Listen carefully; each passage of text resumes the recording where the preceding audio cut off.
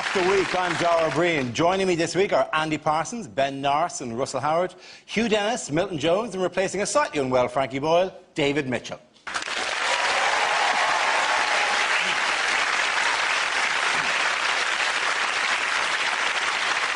We start with a round call of This Is the Answer. What is the question on the board of 6 categories? Milton, which category would you like? Let's have politics. OK, politics it is. Your category is politics. The answer is over a million. What is the question? Is it how many extra minutes Manchester United get to play if they're not winning?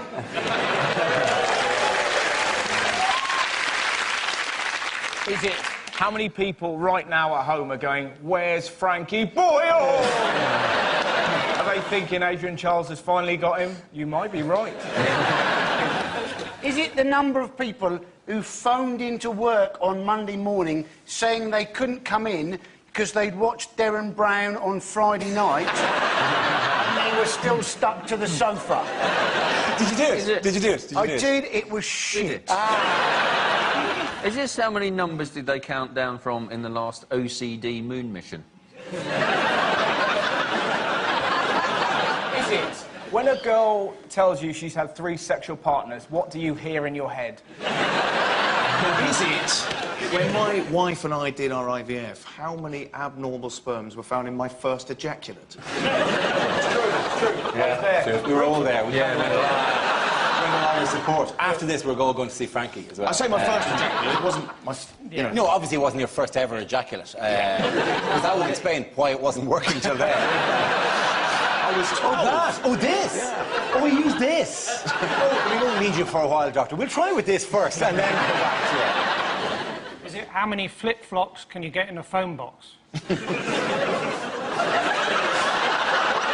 it how many times did Mahmoud Ahmadinejad vote in the Iranian election? OK, I'm going to get Luke to a correct answer. Is it how many of Jordan's ex-partners have this week sought legal advice? How much does your house have to be worth for a chance that Lib Dems, if they ever got in, might be able to tax it? That is close enough, Andy Parsons. The question I was looking for was, on what value of house do the Liberal Democrats want to introduce a new tax? At their conference this week, they proposed a 0.5% annual levy on the most expensive homes in the country. The new tax would be payable on an estimated 250,000 properties.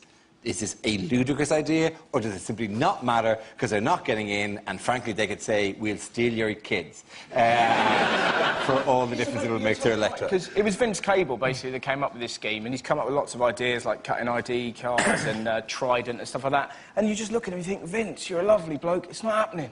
You know, none of your policies, doesn't matter what you do. It's like my granddad telling me how he's going to seduce the cheerleader from Heroes. It's not happening, you know? I got plans, she's going to need to regenerate. Granddad, it's not going to happen. The Lib Dem party conference is just the warm-up party conference, so everyone commenting on party conferences can have a bit of a practice of all the Lib Dem conferences. And then by the time it comes to the party conferences of one of the 2 parties that might win the election, we'll be all ready and fighting fit. The only thing you know about a Lib Dem policy is that it definitely won't happen.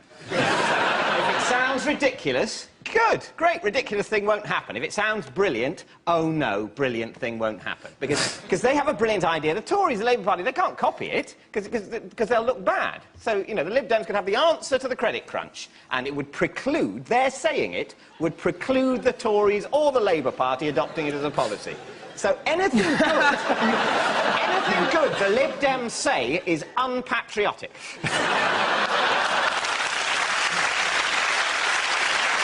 But it's true, though, like, to be honest, you've got to feel sorry for Nick Clegg, because this is his one chance to speak and everyone's going to listen. Have you ever seen him in Parliament? It's hilarious. They put him on a little naughty step in the corner and he sat there like that. He's like the kid that your mum made you play with. You know? Well, just go back to the original thing. Just, you know, let's just discard or accept this particular idea in itself. Like, taxing people's houses, taxing rich people's houses. Is it a ludicrous idea, or is it... It's completely unworkable because people will then reduce the value of their houses. Yep. So it'll be like reverse estate agent and say, oh, no, it looks like a lovely room, but it's a lot smaller than it seems. Yeah, no, our kitchen's rubbish. Our patio, yeah, admittedly, that is nice, but there is a body buried under it.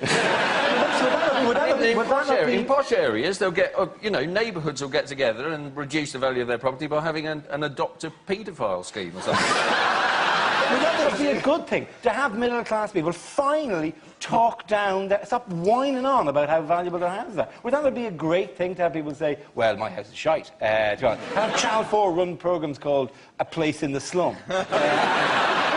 It makes sense, because the principle behind house buying shows at the moment... Yeah, you know, it's a fly just I know, landed it's on my a fly. hand. Do you know what it is? It's Frankie. Frankie's spirit has come back as a fly. He's transmogrified. He has, yeah. We've been cursed. That's what it is. They've taken Frankie, now the flies are coming. What next, dear viewer? What next? Make sure, no, these policy is always going to have problems, though, isn't it? Oh. You killed Frankie. Killed. Frankie's so... Oh, man, you really have flattened him. And also, picketed by the Animal Liberation Front now. We're building ourselves up to say, you know, we'd like to kill the fly or a jackal. I didn't kill the fly. Should Suddenly we it's a group let of us the who killed the fly fly. go? Oh, come on, we were all there. None of us spoke up to save the fly, let's face it. The road to hell is paved with good intentions. I We didn't all believe just you were let going it to go through with the killing. Yeah, let's move on. In other political news, where's David Cameron struggling for support? He's struggling up north, Dara. He is struggling up Who north. would have thought a posh Etonian is not popular in Manchester? What next? The BNP don't like reggae?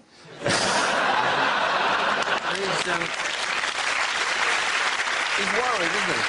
He's very worried he doesn't dare visit because he thinks they might capture him and put him in an enormous wicker Angel of the North. Apparently, he's not going to get many votes in Scotland, they don't think, although his full name is apparently David William Donald Cameron. Now, that's a tragedy, isn't it? That'd be like getting no votes in Yorkshire when your full name is Percy Fred Flatcat Whippet Tetley. He couldn't be... And I'm, you know, as a visitor to your country and all that, like, well, the north-south thing's always intriguing to me. He couldn't be more southern, though. There's a north-south thing in your country, isn't there? There's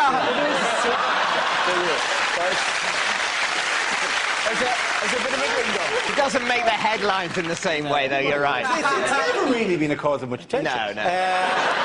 Everyone's got a massive sense of humour about it. It's not really a north-south thing because, you know, the north is kind of... It's kind of a north, other people in the north thing. It's kind of among themselves. What were you going to say, Dara? I was going to say that, you know, Cameron... It intrigues me even that people have only just noticed this now, that he may have difficulty in the north. Because I'd imagine to northern eyes, Cameron couldn't look more southern if he wore a powdered wig and spoke French at court. He couldn't look less likely to appeal to the people of Newcastle or Gateshead or wherever. Apparently, the rumour is that David Cameron wants to make all towns in Britain triple-barrelled, like Kingston upon Thames, Berwick-on-Tweed. He wants to call it Leeds-on-Benefit.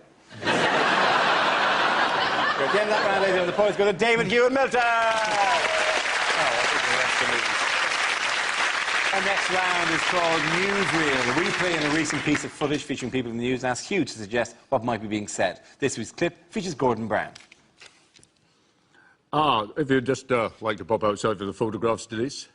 Very much enjoyed our chat. Wondered if you might want to continue it on our own in a little bar, having a quiet drink. So, you would. That's good. David, what if you can help me out here? I think I'm in with Denise.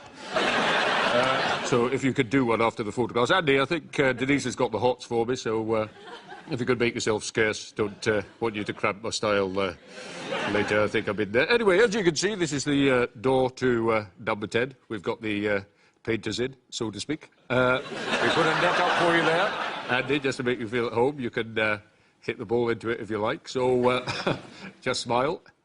Who is that bloke? I don't recognise him.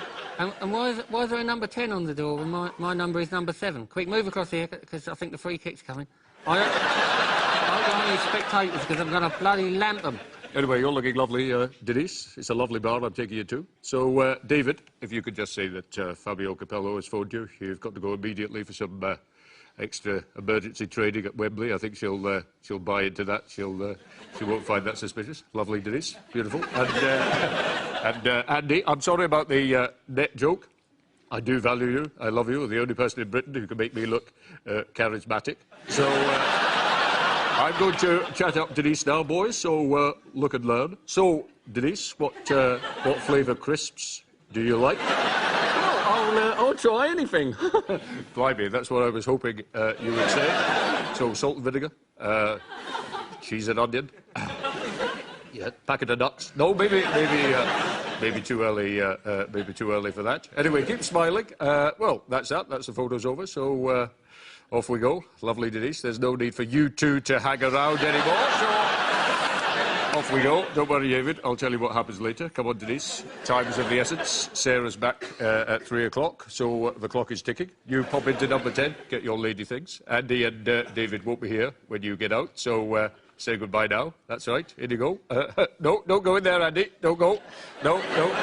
David, don't go. Sit! Well done, Hugh.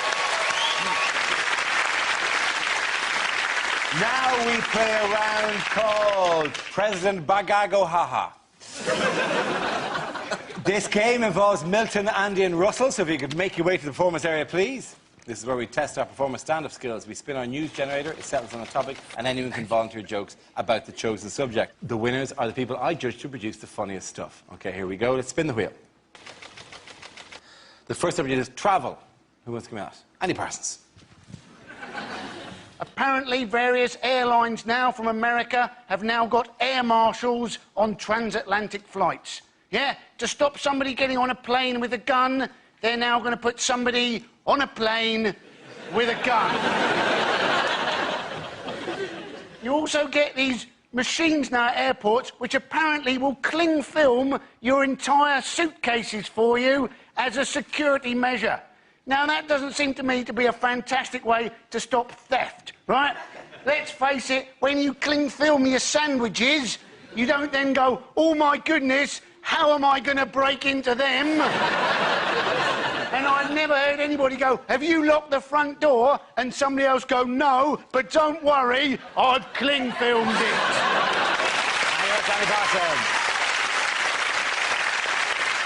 OK, let's spin the wheel again. The subject is young people. Russell. Funky young people. You know, it's depressing being here. I saw this the other day, it nearly killed me. It's a kid who was about 8 years old in a cafe with his mum. He went, here, Mum, doesn't matter how many of these you eat. He was eating a fun-sized Mars bar. Doesn't matter how many of these you eat, it never leads to fun. How depressing is that? It's not a happy meal. Life is suffering, Russell. Life is suffering. Shouldn't be like that when you're 8. When you're 8, you should be excited about the world. Can you remember the first time you saw a rainbow? Can you remember the giddy delirium in your mind? You're like, Dad, there's colours in the sky. I like the sky. I like colours. The two are combined. My mind is literally blown. I need answers, big man. I need answers. Well, that sun is called a rainbow. Oh, my God, it has a name. It has a name. This day can get no better. There's a pot of gold at the end of it. And it's guarded by a tiny leprechaun. Pull over, Dad. Pull over right now. Has anyone ever chased a rainbow? I did. You never forget it. I bet you didn't do this. Me and my little brother took a knife just in case the leprechaun acted up, right? Thank you very much, Russell. OK, that leaves us with Milton. Let's see what you've been left with the subject. Let's spin the wheel. And subject is work.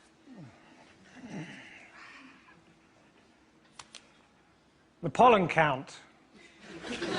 That's a difficult job.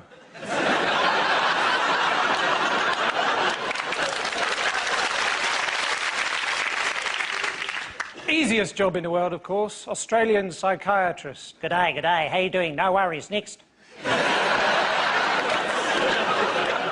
I lost my job with lastminute.com for being persistently late. I lost my job as a cricket commentator for saying the words, I don't want to bore you with the details. If they make it illegal to wear the veil at work, beekeepers are going to be furious. My wife, it's difficult to say what she does. She sells seashells on the seashore.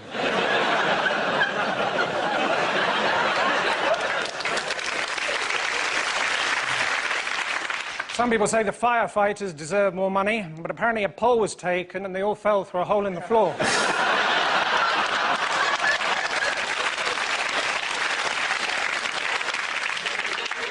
Sometimes I wonder what my grandfather would think of what I do. He spent his whole life in the kebab business, was buried with all his equipment.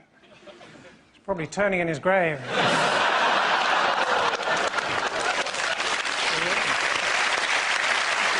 Thank you very much, John. Point at the end of that round. Go to Russell and Milton.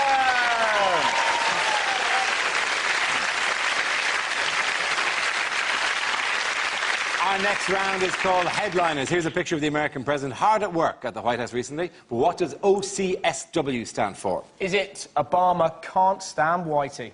Is it Obama challenges Sith warlord? Obama circumcision safety worries. Is it a new series? Is it Obama crime scene White House? Is it from the Republican press, and it's oh crap, Satan's winning? Is it Obama cast spell Wingardium Leviosa? Is it another headline from Dyslexic Weekly and in fact is just about cows?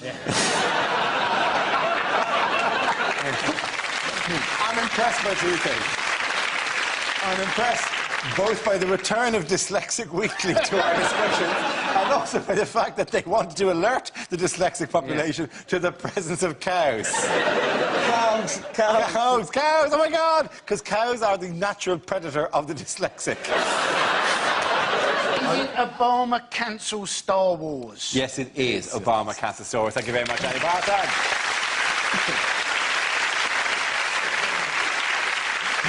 The answer I was looking for was Obama cancelled Star Wars. This is news that President Barack Obama has decided to scrap the $20 billion Star Wars defence shield, which previous administrations claimed would have protected Europe from Iranian missiles by intercepting them from the air, as opposed to intercepting them when they were rolling about on the ground, presumably.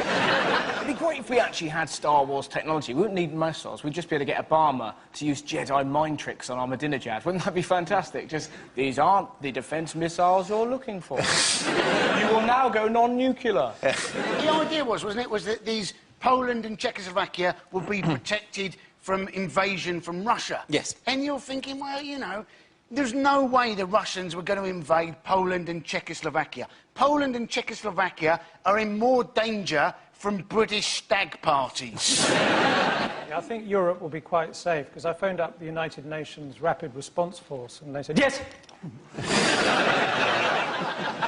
You see, the Americans are the Republican Americans are really annoyed that Barack Obama has cancelled Star Wars as though it existed. It doesn't exist. Yeah. And even if the reason they cancelled it is because it simply won't work, because it's run by computers and they'll never work. So, you know, Iran will launch a missile, we'll launch our Star Wars countermeasure. As we press the button, a thing will come up on the screen, little balloon, it says, Microsoft Missile Interceptor Shield has encountered a problem and needs to close.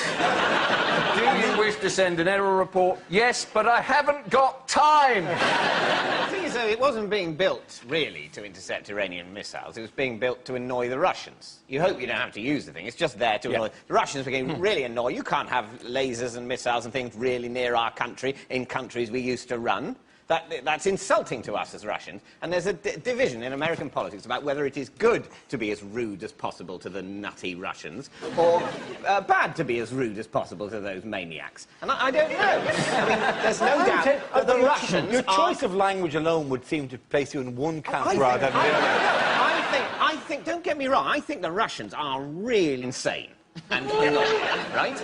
Not all of them are insane, but they have an insane political culture. They see that weird, bald, flabby man with his shirt off fishing, and they think, yes, we want to vote for him. Oh, by the way, apparently he tortured people when he was in the KGB. What a guy. I think that's an odd kind of country. But I don't necessarily think the best thing to do with them is to annoy them even more. However, it is the most satisfying thing to do. So it's a question of, shall we have a bit of fun? Poke the Russians, poke the Russians. Oh, my God, they're coming.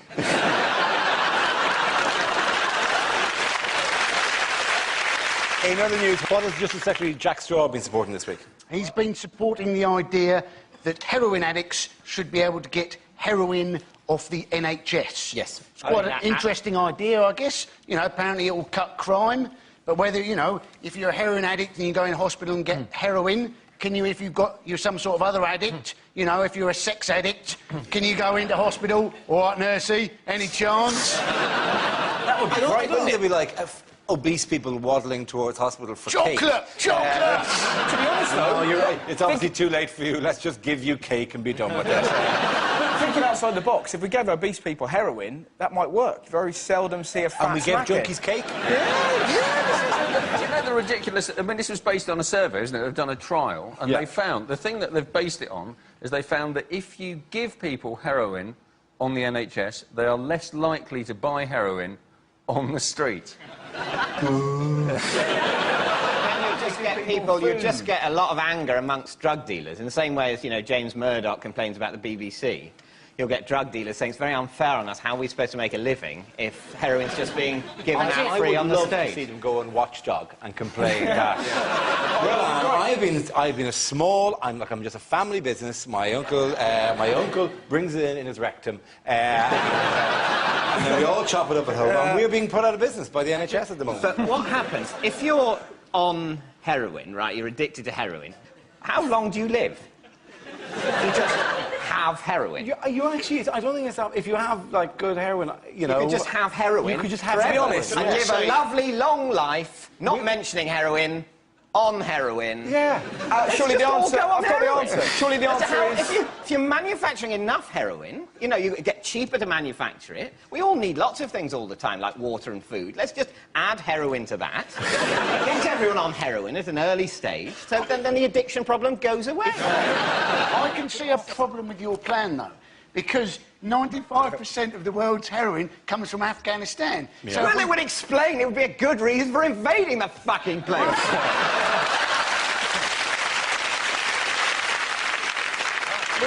We can't put it on the whole population. You want to kind of get like Pavlov's cat and give Pavlov's cat heroin every day. And if you offer it heroin, see if it comes to have a fix every day. Don't give it to cats. Don't waste it on cats. Oh, no, that's quite good fun. Cats have a pretty sweet existence at the best of times, right? It's all just sofa, we give them food, and then they run off and disappear for 8 hours and do something. And then they come back for more food and sofa. I'm not sharing my heroin with them as well. I'm not having the cat scratching at the door and finding a little vein and looking over here.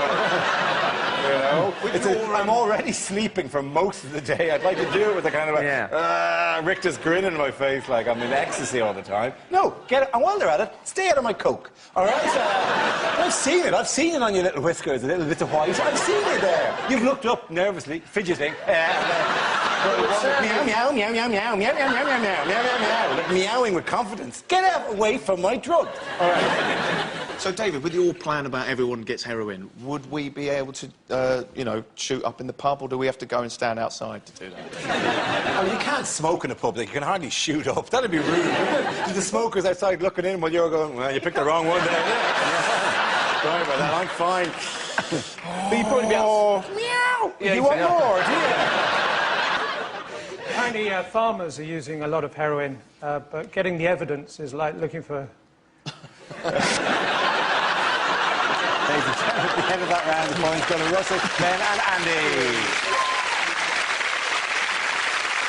Now we come to our final quickfire round for scenes. We'd like to see this for everyone, so if you could make your way to the performance area, please. I call ideas for scenarios we'd love to see, and the performers come in with their suggestions. OK, here we go. The first subject is things you wouldn't hear at a party conference.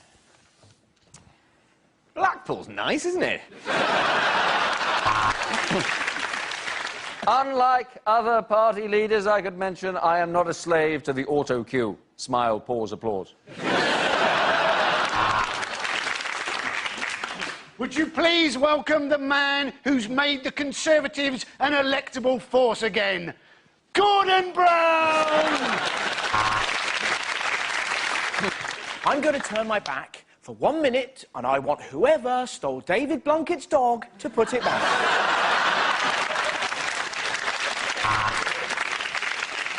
The delegates were so impressed by Ming Campbell's speech that they gave him a 10-minute standing cremation.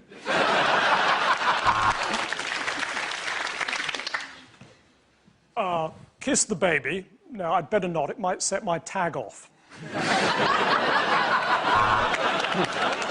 Well, I must say, on this issue, I'm with Al-Qaeda.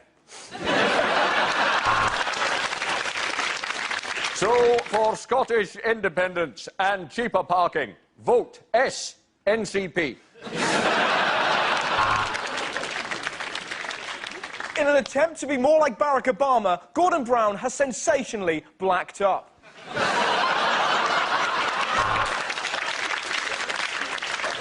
And I do believe we are the only party who are going to do anything about the amount of unemployed dwarves in this country.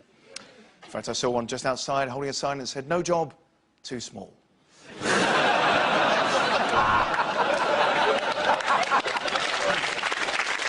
We're going to open this BNP conference with a prayer, so if you'd all like to turn towards Mecca. Okay.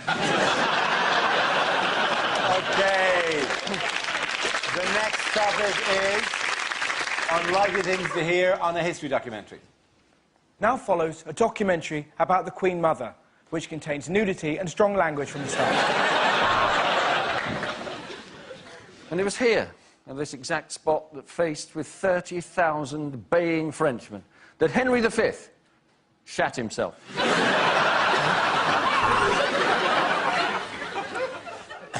On the first day of the Battle of the Somme, over 60,000 documentaries were commissioned. I was in the parachute regiment. I was dropped over occupied territory.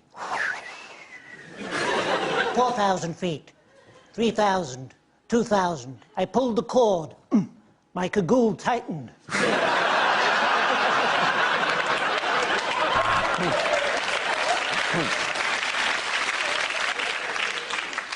Two World Wars and one World Cup. Doodah. And it was actually here, in this very tower, that the princes were slaughtered. William on Red Bull and vodka and...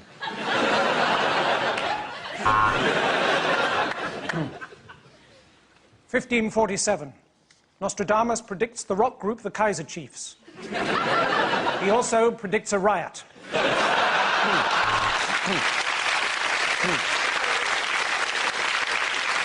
On one side of battle stood William of Orange. On the other side, Charles of O2 and Richard of Vodafone.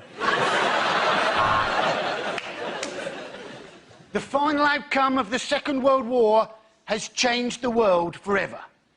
So, if you don't want to know the result, look away now.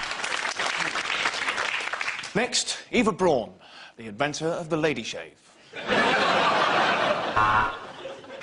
So it was my job to assassinate Himmler. So I stood behind the tree and waited for his car to come round the corner. And then I leapt out and I said, "Boo!" Sometimes all we had was the element of surprise.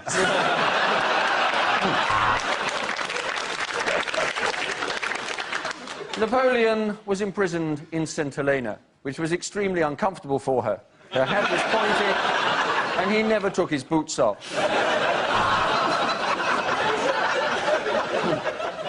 The Loch Ness Monster. Fact or fiction? Fiction. Good night. Of course, during the war, I was brought up in Dorset. None of us expected the surprise Japanese attack on Poole Harbour. At the end of that round, the points go to David, Hugh and Milton.